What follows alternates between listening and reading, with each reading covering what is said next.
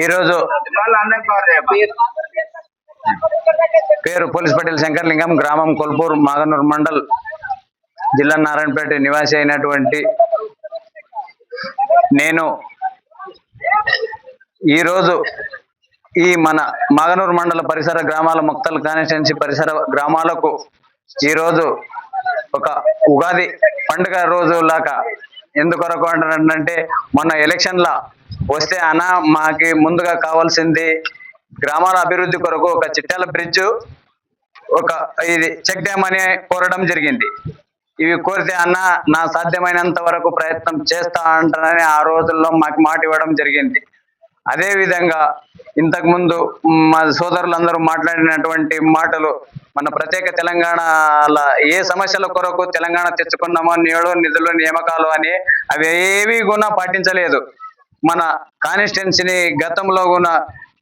1954 నుంచి కూడా 54 నుంచి కాన్స్టిట్యున్సీ ఏర్పడిన రోజు నుండి కూడా ఈ రోజు వరకు ఎలక్షన్ వస్తే మాకు ఖర్చులకు ఒగ్రానికి ఛాయకి డబ్బులు ఇవ్వాలా, ఓట్లు వేసుకోవాలా, పోవాలా, అంతే తప్ప కానీ ఒక్క రోజైనా ఒక గుర్తుండేటటువంటి పని చేసినామనే రోజైతే లేదు. అదే విధంగా ఈ రోజు మాకు మాత్రం మా పరిసర గ్రామ ప్రజలకు మాత్రము చాలా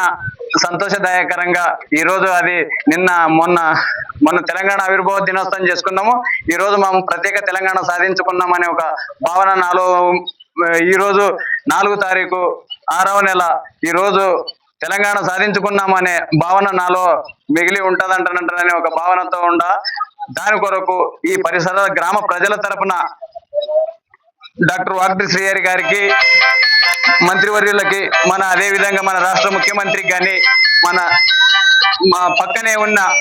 అన్నదమ్ముల్లా కలిసి ఉన్నటువంటి కర్ణాటక రాష్ట్రమైనటువంటి రాష్ట్ర ముఖ్యమంత్రికి కానీ, ఆ రాష్ట్ర మంత్రులకు కానీ, మన నీటిపారుదల శాఖ మంత్రి బోసరాజు కానీ, ఇక్కడ మన నీటిపారుదల శాఖ మంత్రి ఉత్తమ్ కుమార్ రెడ్డికి కానీ, ఈ పరిసర గ్రామ ప్రజల తరపున వాళ్ళందరికీ మా పరిసర గ్రామ ప్రజలందరూ మీకు రుణపడి ఉంటామని చెప్తూ